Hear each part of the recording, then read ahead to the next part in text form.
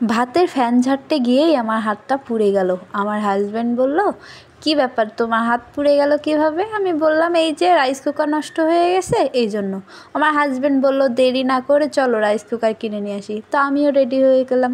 Hello, আসসালামু আলাইকুম everyone, কেমন আছেন সবাই? আবার চলে আসলাম আবার নতুন একটা ব্লগ নিয়ে। আমার রাইস কুকারটা নষ্ট হয়ে যাওয়াতে আমি গ্যাসে ভাত রান্না করি। ভাত রান্না করতে গিয়ে আমার হাতটা পুড়ে যায়। আমার হাজব্যান্ড দেখে বলে, কী ব্যাপার, তোমার হাতে কী হয়েছে? তো আমি বললাম, আমার হাতে ভাপ লাগছে, কারণ আমি ফ্যান ছাড়তে পারি না, তো এই জন্য আমার হাতে ভাপ লাগছে। আমার হাজব্যান্ড দেরি না করে সঙ্গে সঙ্গে আমাকে নিয়ে চলে আসলো রাইস কুকার কিনতে। তো আসলে সংসারের ভিতরে দুজনের ভিতরে এরকম বন্ডিং না থাকলে, সংসারের ভালোবাসা না থাকলে সংসার করা খুবই মুশকিল হয়ে যায়। তো যাই হোক, আমার হাজব্যান্ডেরকে নিয়ে আর কোনো কথাই বললাম না। তো আমরা প্রথমে যে দোকানে গেছিলাম সেই দোকানে পছন্দ হয় নাই, কারণ কোম্পানিও ভালো ছিল না, একই কোম্পানি ছিল। এই জন্য আবার নেক্সট আর একটা দোকানে গেলাম।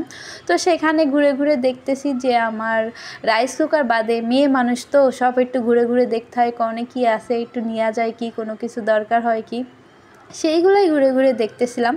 তো তারপরে দেখলাম যে আমার ব্লেন্ডারটাও খুব দরকার, কারণ আমার আগের ব্লেন্ডারটা খুব একটা ভালো কাজ করে না, এই জন্য নতুন আরেকটা কিনবো। বাট এখন কিনবো না, আগে রাইস কুকার কিনি, মানে একে একে কিনতেছি।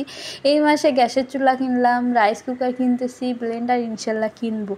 তো সংসারের টুকটাক এইগুলো লাগেই, এইগুলো হচ্ছে সংসারের একটা অংশ বলা যায় আর কি।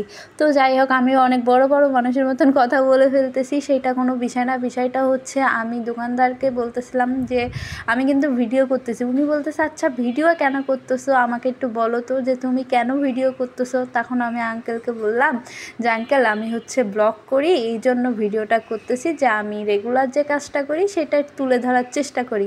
তারপরেও আঙ্কেল বোঝে না। আমি বললাম, কী ব্যাপারে, এই জামানার কেউ ফোন না চালায় এরকম মানুষ আছে নাকি? তারপরে আঙ্কেলকে আমি আমার নিজের ফোন বের করে তারে দেখাইলাম যে দেখেন, আমি রেগুলার এইভাবে ব্লগ করি, তাই আমি আপনার ভিডিও করতেছি, এই দোকান থেকে এই জিনিসটা কিনছি। তাই উনি ভাবতেছিল যে এইভাবে কেন ভিডিও করতেছে, কোনো সমস্যা কিনা, বা প্রুফ রাখতেছে কি, এরকম ধরনের কিছু মনে করছিল। আসলে এখনও এরকম মানুষ আছে যারা বোঝে না অত, বা ফোন চালায় না। আবার এদিকে দোকানদার আঙ্কেল এই কথা বলতেছে, এদিকে আমি বাজারে গেলে যদি ভিডিও করি, বাজারের তরকারির দোকানদার বলে, আফা বেশি করে ভিডিও করুন। মানে আসলে বিষয়টা বুঝে ওঠারও দায় আছে, যে কে বোঝে না। তারপরে আমি চলে আসলাম বাসায়। যাওয়ার পথে সন্ধ্যার সময় বের হয়েছি, তো কিছু খাওয়া হয় নাই, এই জন্য এখান থেকে কিছু কাবাব নিলাম আর পরোটা নিয়ে আমি সোজা বাসায় চলে আসলাম। তো আপনারা যদি আমার ভিডিওতে কিছু ভুল হয়ে থাকে ক্ষমা দৃষ্টিতে দেখবেন, এবং নেক্সট ভিডিওর জন্য আমার আইডিটা ফলো করে রাখবেন। ইনশাল্লাহ আবার চলে আসবো আগামীকাল কোনো একটা নতুন ভিডিও নিয়ে। আজকের মতন আল্লাহ হাফেজ সবাইকে।